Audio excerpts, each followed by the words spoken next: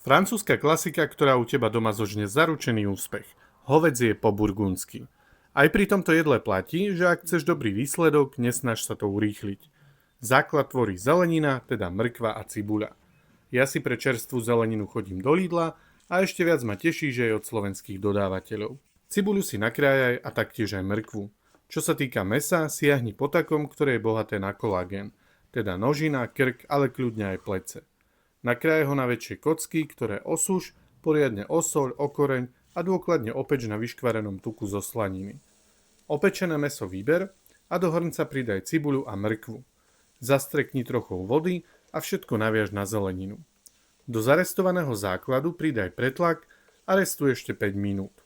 Ak nemáš problém s lepkom, pridaj lyžicu múky, zarestuj a zalej červeným suchým vínom.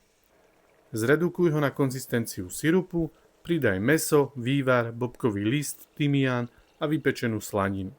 Všetko premiešaj a zakry. Buď dus v rúre pri 130 stupňoch približne 3 až 4 hodiny, alebo klasicky na sporáku. K tomuto jedlu nesmú chýbať šampiňóny. Rozpaľ panvicu, nahrej olej a pridaj šampiňóny.